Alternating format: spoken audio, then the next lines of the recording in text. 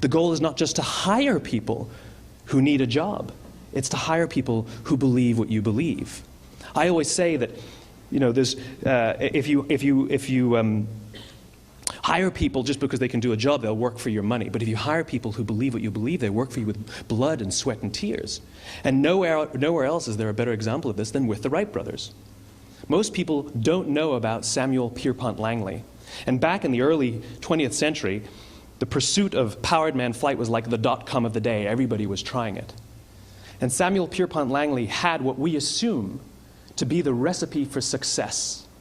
I mean, even now, you ask people, why did your product or why did your company fail? And people always give you the same permutation of the same three things. Undercapitalized, the wrong people, bad market conditions. It's always the same three things. So let's explore that.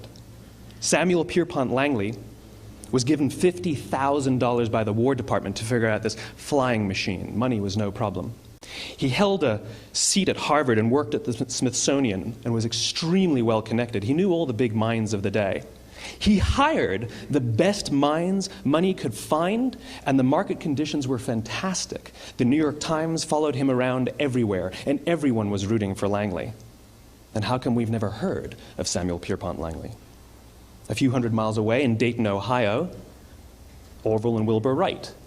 They had none of what we consider to be the recipe for success. They had no money. They paid for their dream with the proceeds from their bicycle shop. Not a single person on the Wright brothers team had a college education, not even Orville or Wilbur. And the New York Times followed them around nowhere. The difference was Orville and Wilbur were driven by a cause, by a purpose, by a belief. They believed that if they could figure out this flying machine, it'll change the course of the world. Samuel Pierpont Langley was different. He wanted to be rich, and he wanted to be famous. He was in pursuit of the result. He was in pursuit of the riches. And lo and behold, look what happened. The people who believed in the Wright brothers' dream worked with them with blood and sweat and tears. The others just worked for the paycheck.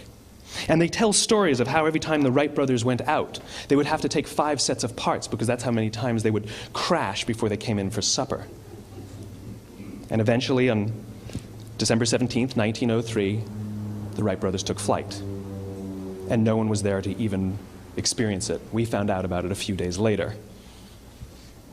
And further proof that Langley was motivated by the wrong thing, the day the Wright brothers took flight, he quit. He could have said, "That's an amazing discovery, guys. Now we'll improve upon your technology." But he didn't. He wasn't first. He didn't get rich. He didn't get famous. So he quit.